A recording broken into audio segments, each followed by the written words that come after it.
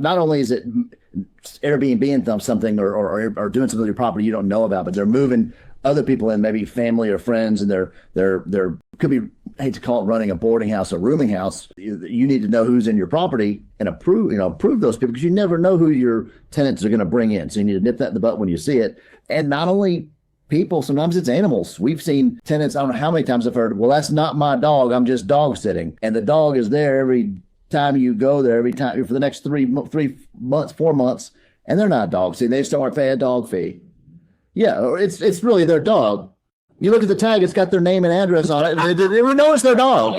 Right. You look at the dog tag, and it literally has the address of your resident. You see pictures of the family with the dog. That's the dog you went to. It's like, you turn into pet detective, and then you find out that that's the dog. You got to pay the pet rent, or the dog's got to go, or why are we playing these games?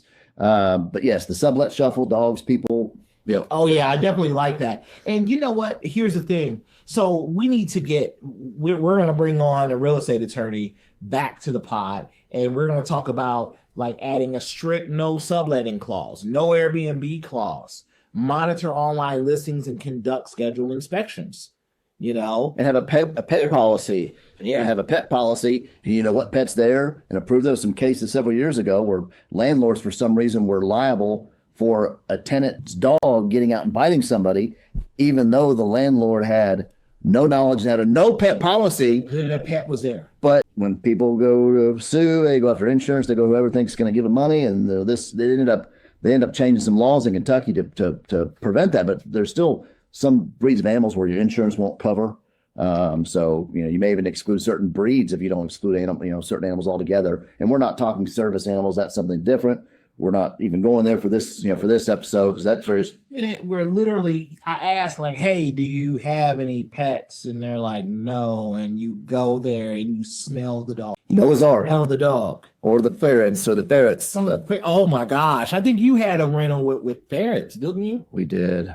The surprise ferrets. They weren't on the lease. They didn't ask. They just have surprise ferrets, bro. They weren't there. They'd actually rented from us, and then they knew they had the one dog policy, and they had one dog, but then they two ferrets, 3 partridges in a pear tree. They kept adding new stuff, and adding levels and levels and levels and all that. And so that's crazy. You know what? That's what flag is that? Is that that's literally red flag, man. I mean, that's just can't do it. It's red flag. It's not going to work. Okay. And sometimes it's not. There's many reasons. Landlords aren't necessarily all heartless, but sometimes there's reasons. Hey, if you've got a 4-plex or an 8-plex and everybody's right there together, you don't want to have. There may not be a yard for the dog to be able to stretch his legs to go to the bathroom. They don't want you pin up on top of other people and barking all day and keeping people's kids awake. So one dog has a lot of problems across,